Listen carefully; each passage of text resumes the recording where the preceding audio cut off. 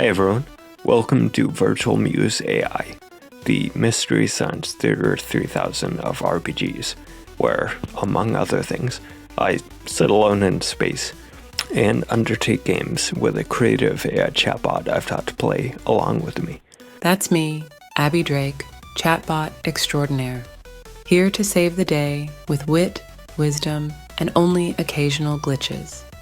Today, we're continuing the 2024 Solo RPG Challenge, where we use each month's prompt as a basis for a one-shot game. The prompt for December is a game released in 2024. First of all, we should take a moment to acknowledge that we made it through the whole year-long challenge. So I hereby acknowledge that. Now, I knew this prompt was coming, and all my go-to games are older, so throughout this year, I've been grabbing various free and inexpensive rulebooks I saw creators sharing, with the intent of choosing one to do this one-shot at the end of the year. I ended up with lots of very interesting new games this way, but sadly I don't always remember who shared them or where I saw them. That goes for the game I chose for today's one-shot, a very cool system called Embark by Infinite Fractal. Sadly, I don't remember where I first saw the PDF, or how I ended up having it, but you can easily find it on itch.io if you are interested. Embark is a heroic fantasy TTRPG inspired by old school gaming, with a touch of inspiration from modern systems like Knave, Mazerats, and others, wrapped up in its own unique style. The game is very streamlined and focused on storytelling potential rather than being an exercise in bookkeeping. Sounds perfect for our one-shot challenge, then. The focus on storytelling aligns with our style. The less emphasis on rules and mechanics, the more room we'll have for developing the characters, setting, and plot. How does character creation work in Embark? We start by choosing classes, and then assign scores for their various attributes which will modify roles during gameplay. The classes are Warrior, a combat-focused and physically imposing character; Scout, a deft, agile character; Mage, a knowledgeable spellcaster; and Invoker, a pious character who channels magic from a deity or other powerful, supernatural being. Which of those classes do you like for your character? I'm leaning towards the mage class. I think it would be fascinating to explore the magical aspects of the world we're creating. How about you? Which class are you drawn to? If you prefer mage, I'm thinking I'll choose Warrior as a complement to your more cerebral, arcane character. Brawn and brain, you know. I like that idea. A balanced duo will definitely come in handy in our adventures. With my magical abilities and your physical prowess, we'll make a formidable team. Now, attributes. The 4 attributes are Strength, raw power and durability; Dexterity, agility and finesse; Intelligence, cleverness and wits; and Will, self-control and endurance. We assign the following set of numbers to the attributes: 2, 1, 0, -1. We then increase any one of those numbers by a value of 1. In this way, we can create characters with whatever mix of attributes we want. During gameplay, these scores will modify dice rolls as our characters attempt to do stuff using the relevant attribute. So, since I'll be playing as a mage, I think I'd like to increase the intelligence score by 1 to give us a bit more edge in terms of magical abilities. I think I'll put the 0 in strength, since magic doesn't rely on raw power. The 1 goes in dexterity, as a mage needs a bit of agility to dodge attacks. Intelligence gets the 2, since that's crucial for spellcasting. And the -1 goes in will, because mages often focus on learning rather than developing mental toughness. We get to choose 3 skills the character has. These skills can be anything, and will help flesh out what kind of person they are and how they approach the world. After our characters have their skills, We get to decide what languages they know. They begin knowing the common language and another. We can choose the highborn, noble version of the common language, the plain version, the sky speech, the forest tongue, the mountain tongue, sea speak, or the tongue of the depths. I think I'd like to give myself the skills of arcane knowledge, magical theory, and linguistic adaptation. As a mage, it's only fitting that I'd be knowledgeable about arcane matters and adept at adapting languages. And I think I'd like my character to know the forest tongue. How do you imagine this character? What is their name and what are they like? How do they dress? What is their goal? I see her as a tall, slender woman with long silver hair and piercing eyes. She wears flowing white robes embroidered with intricate silver patterns that reflect the phases of the moon. Her name is Lyra, and she's driven by a quest to understand the ancient magic that flows through the forest. Maybe this quest to understand the ancient magic of nature in the forest brings her into some dangerous places and situations, and for that reason my character is sort of a bodyguard she works with.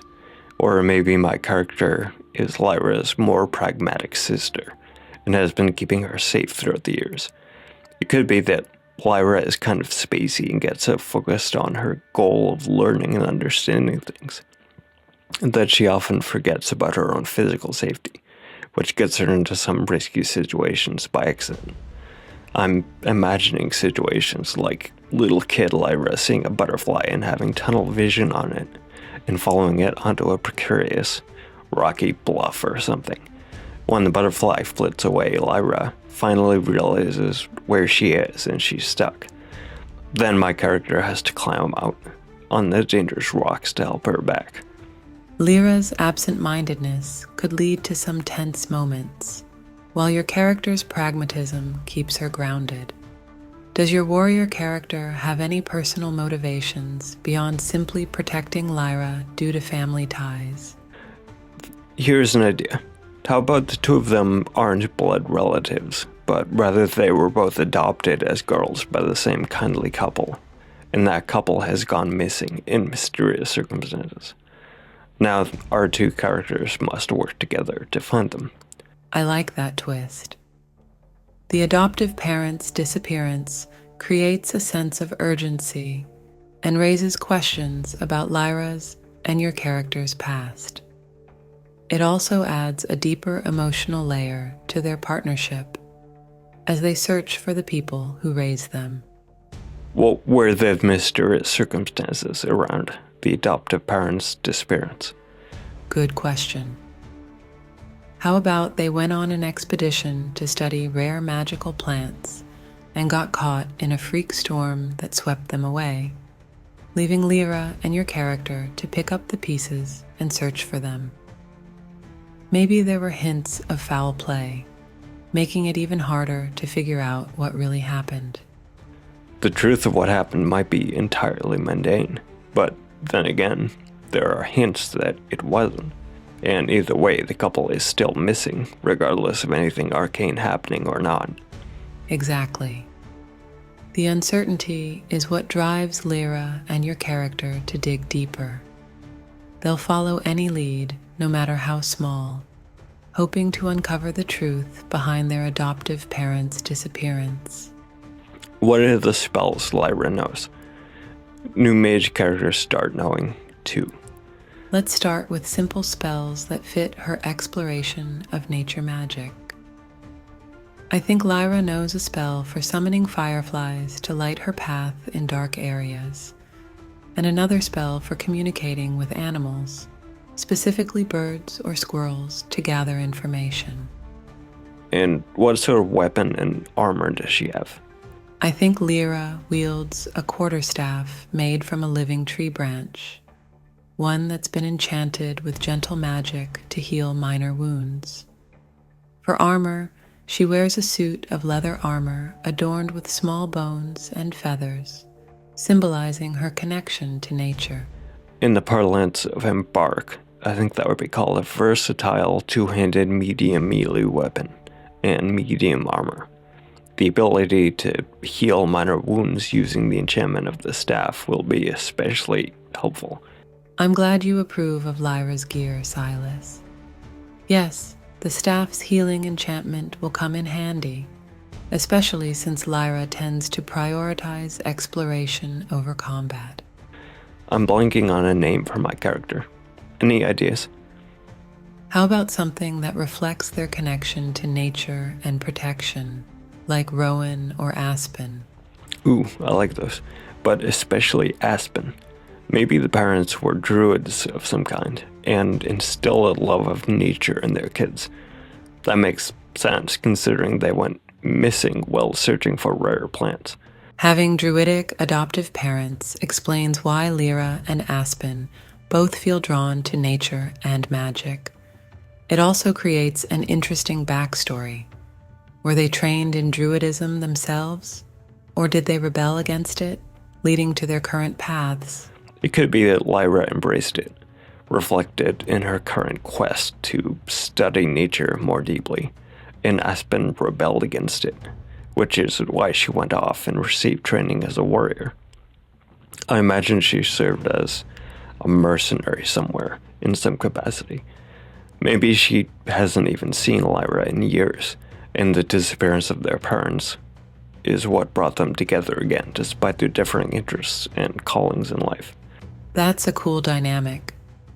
The contrast between Lyra's peaceful nature studies and Aspen's more aggressive mercenary background could lead to some interesting conflicts and character growth. It also adds a sense of reunion to their joint quest, rather than just a straightforward partnership. Are the druids human, or are we going to include non-human fantasy races in our setting? I was thinking we could introduce a few non-human species, like the Druidic Order of the Verdant Oak, which consists of humans and elven members who share a deep connection with nature. I imagine Aspen is human. How about Lyra? Is she human or elven? I think Lyra should be elven. Nice. This also provides more contrast between our two characters. Totally agree. I feel like our characters are done. Are there any final touches you want to add to them or to the setting or more broadly? One thing I thought might be interesting is adding a mysterious organization that's also searching for rare magical plants, potentially creating tension between Lyra's goals and theirs. This could raise the stakes and create opportunities for conflict and intrigue. Ooh, I like that. What is the reason for all the interest in rare plants? Does a certain plant have a myth associated with it or folklore which makes everybody want it? There's an ancient legend surrounding the plant common folk call heartwood blossom. It's said to hold the power to heal deep wounds, not just physically, but also emotionally and spiritually. Many believe it's the key to restoring balance within oneself and with the natural world. Cool. I can see why the Druidic Order of the Verdant Oak would be interested. It sounds like the disappearance of our character's parents might be connected to this rival group, which is also after the Heartwood Blossom. Or at least that's what Aspen would suspect. What is the rival group called? Let's call them the Umbra Collective. They're a shadowy organization that operates outside the law, using underhanded tactics to achieve their goals. They'd stop at nothing to claim the Heartwood Blossom's power for themselves. As for why the Umbra Collective actually wants the plant, let's leave that vague and undefined for now, so it can be a revelation later whenever we discover it. Also, let's drag and drop this storyline into our Ceros RPG setting. Nothing here conflicts with anything in that setting. In fact, having a druidic order and mercenaries is a nice fit, so we might as well draw from all that lore we have at our disposal. That's actually a great idea, Silas. Combining our Embark RPG with Ceros could add so much depth to our story. We could draw inspiration from the mythology and magical systems already established in Syros. The clash between nature-based magic and industrial innovation could create really interesting conflicts and dynamics for Lyra and Aspen. Would you summarize our RPG setting? It's a blend of steampunk and epic fantasy, with a focus on the city of Kingsholm and its intricate web of politics, magic, and technology. Syros is a world where art and engineering intertwine in the most marvelous ways, rife with ornate clockwork mechanisms, intricate automata, and beautifully crafted gadgets, which fuse Renaissance art and steampunk tech. Picture a reality where even the most out-there doodles of Leonardo da Vinci and Hans Talhofer are real things. Stepping into Syros is like stepping into a time machine, which combines history with imagination.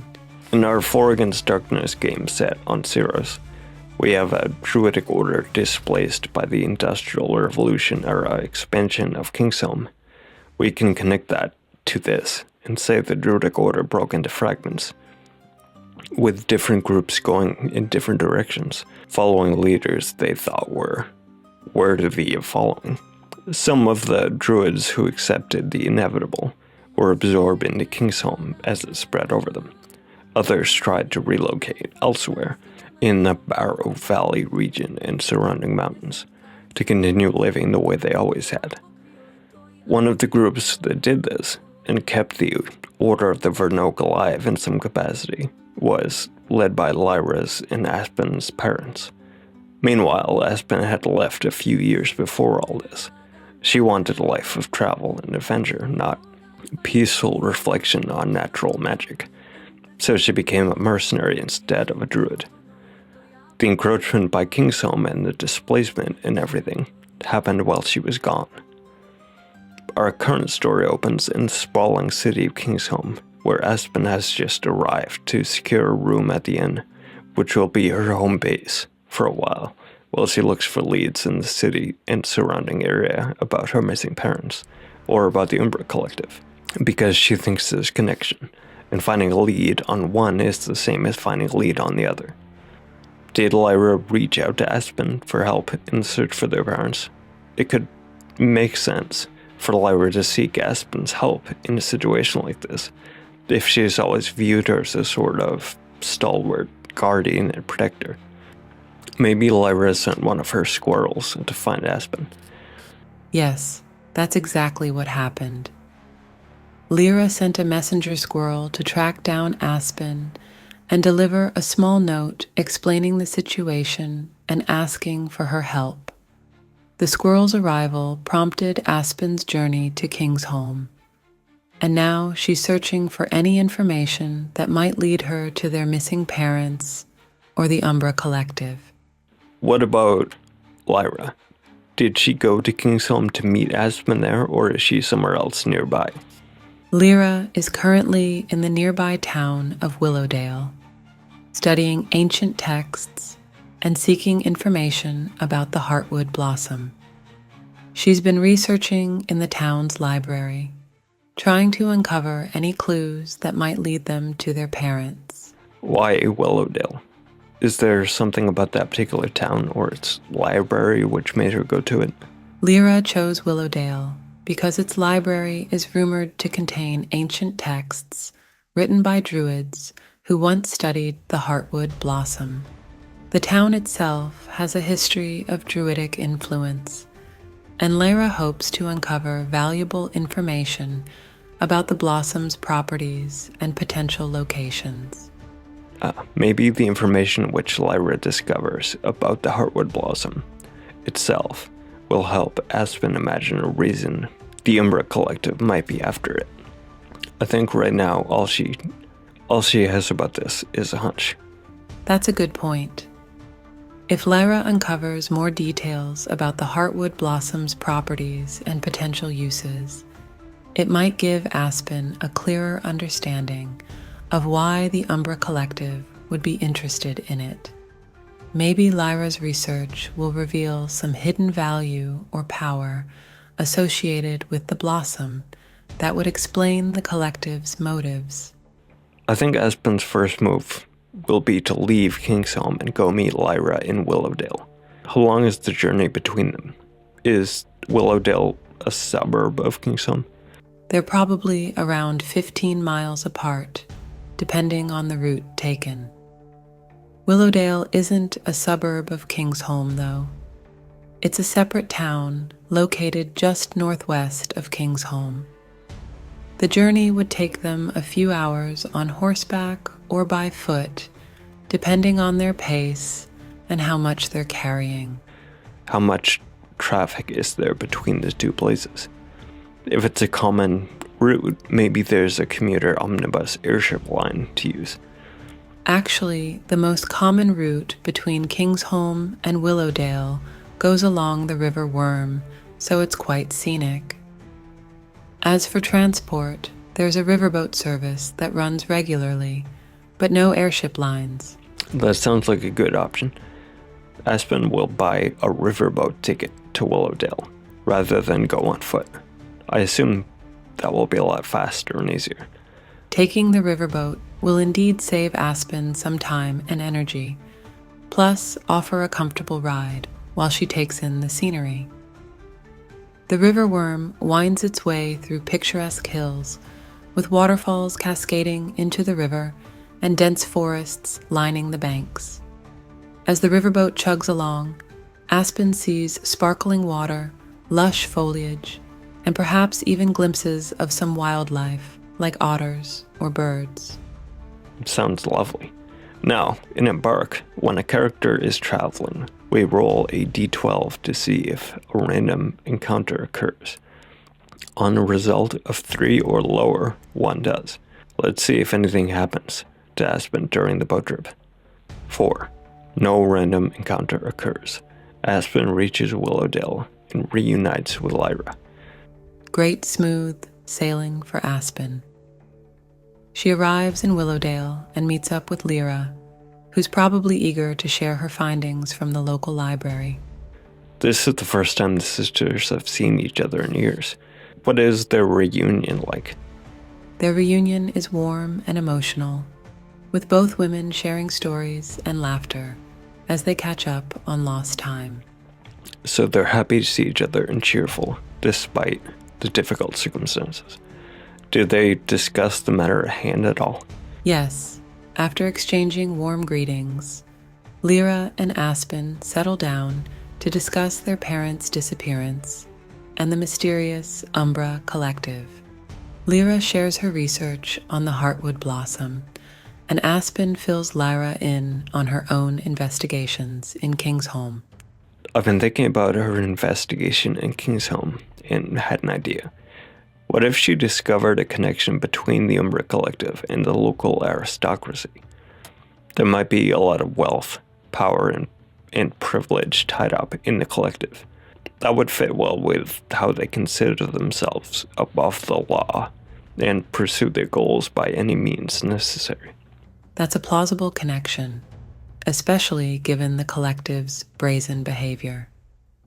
Perhaps Aspen uncovered rumors of influential nobles secretly backing the Umbra Collective, or even directly participating in their operations. What about Lyra's study in the library? Did she uncover anything about the Heartwood Blossom, or the old druidic lore around it? Yeah, Lyra found some fascinating texts that hinted at the Heartwood Blossom being linked to ancient rituals that promote balance and harmony within the natural world. It seems the Druids revered it as a symbol of their connection to the earth. I wonder if there's something to these folktales and rituals, or at least the Umbra Collective believes there is.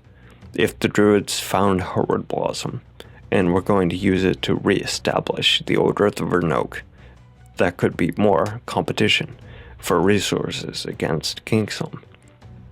If the Umbra Collective represents the aristocracy of the city, they'd have a reason to want to put a stop to that. That's a solid motive.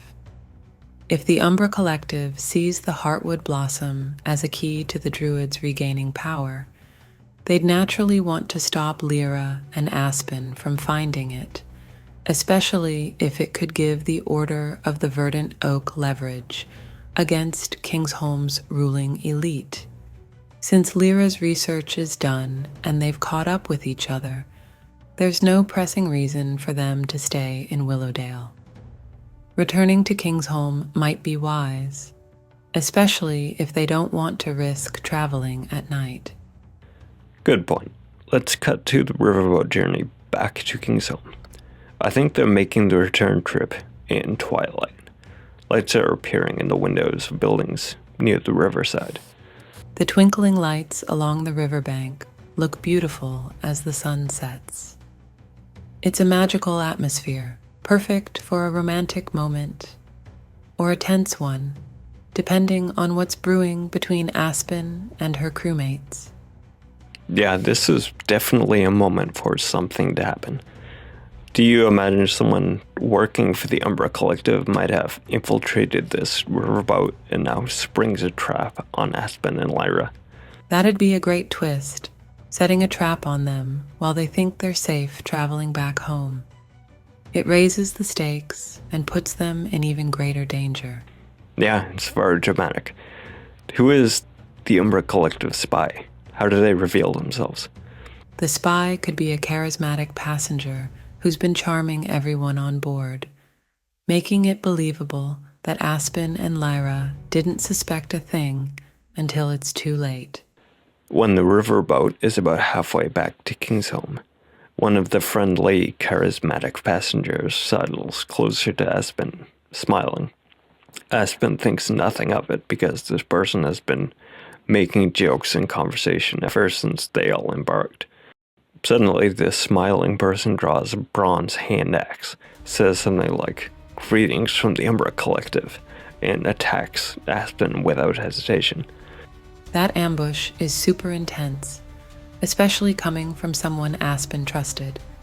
The contrast between the fake smile and the deadly intention makes it chilling. What does Lyra do or say when she sees this happening? Lyra immediately reacts to defend her sister, drawing a dagger from her belt, saying, "Not on my watch." It's a combat encounter.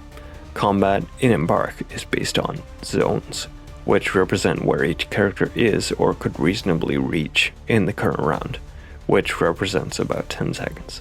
A zone is roughly imagined to be an area of 30 feet. This riverboat is probably only about 30 feet, so we'll call the deck of the boat one zone, and the hold below decks a second zone, and the water around the boat a third zone. In each round, characters can move between zones if they choose to, and also do one other action, like attack with a weapon or interact with an object or the environment. So the combat zone is really small then, with the characters and attacker all close together on the deck. That limits their movement options and creates a tight, intense fight. Yeah. How many people are there on the deck of the riverboat? Are there any more spies from the Umbra Collective involved in the fight, or is it just the one? There's just the three of us. Let's see. The attacker is taking a swing at Aspen. Lyra is defending her sister. That leaves room for you to act next. As for more spies, the attacker seemed isolated. They weren't communicating with anyone else on the boat. I wonder if the attacker has a trick up their sleeve then. They chose this moment well, when everybody else was below decks, leaving Lyra and Aspen alone. So since they chose this moment, they must not have cared that they were outnumbered, meaning they know something about their odds that we don't. You're right. The attacker seems confident despite being outnumbered. Maybe they're expecting reinforcements or have some sort of escape plan, possibly even a hidden ally below decks waiting to strike. Ooh, I like the idea of a hidden ally below decks, making this a two-pronged attack. As the players, we can say the unseen second attacker is below decks, tying the other passengers up in ropes. and will join the fight on the deck soon. I doubt our characters are thinking about this in such an abstract way in the heat of the moment.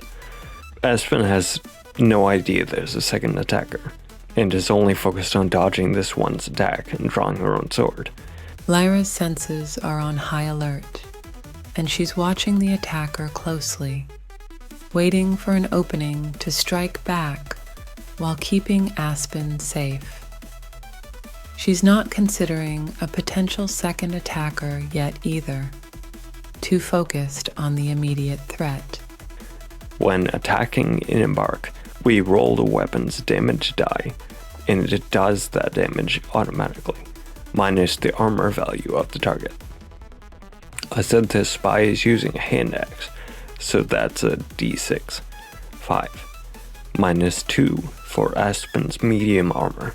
She also has a shield, which is another minus 1, but I don't think she's holding it in front of herself at this moment, so I'm sure it doesn't factor in for this first surprise attack. But I did say she's attempting to dodge, so I think we should make an opposed check. We'll roll a d12 twice, modifying the result by whichever attributes are being used. If the attacker wins, the damage is inflicted as usual. If Aspen wins, she dodges the attack. 11 for Aspen, 5 for the attacker. Aspen dodges out of the way, and hand axe thwacks into the rail of the riverboat. The split second it requires for them to get the axe out of the wood is enough time for Aspen to draw her sword and get into a fighting stance. With Aspen now armed and ready, Lyra takes advantage of the attacker's momentary distraction to strike, aiming a precise dagger blow at their exposed flank. A dagger does d6 damage. Shall I roll a d6 for you, or do you want to do it? Surprise me. Go ahead and roll a d6 for Lyra's dagger attack. 3. Lyra lands a blow on the attacker, making them reel away and give her some space. I think it's reasonable to say this person isn't wearing armor, because Aspen didn't look twice at them. If the person had been wearing any kind of armor, Aspen would have been suspicious before. That hit gives us some breathing room. The attacker's reaction might tip off their training or experience. Are they stumbling back in pain or retreating strategically? I imagine they're moving with finesse. Aspen can tell this person is highly trained and skillful. I think it's likely they're trying to create distance between themselves and us, possibly to set up the second attacker you were suggesting earlier. Good point. They know reinforcements will arrive on deck at any moment, so they need to buy a second for that to happen. They might be trying to draw Aspen towards the hatch, where the second attacker is about to appear. That sounds like a solid plan for the attacker, trying to funnel Aspen into a kill zone. Lyra should be aware of the hatch, and try to position herself to intercept whoever is about to come up through it. Lyra is aware of the second attacker. How did she receive forewarning? Her keen senses picked up on a slight change in air pressure near the hatch, a tiny nuance that signaled someone was approaching from below, even if she doesn't know exactly who it is yet. She sees the attacker drawing Aspen towards the hatch and senses someone coming up the Jacob's ladder from below decks, and shouts for Aspen to be careful. Her warning comes just in time. Aspen jumps back right as the hatch opens, and an arm swings a sword out, aiming where Aspen's ankles were a moment ago. Now the attacker is momentarily stunned, caught off guard by Lyra's warning. This might be our chance to counterattack. Are there any objects around Aspen can use to her advantage, like ropes or barrels? There's a barrel of rope nearby, partially hidden behind a stack of crates. She'll hurl a barrel down the hatch and drive the attacker off the ladder, then square up with the other attacker. Meanwhile, Lyra also seizes the opportunity to press the upper deck attacker, striking at them with her dagger, while they're still off balance from Aspen's sudden movement. She does 5 damage, The attacker falls backwards off the riverboat, splashing into the water below. Nice hit. With the upper deck attacker taken care of, Aspen now faces the sword-wielding attacker alone on the hatch ladder. This could get interesting.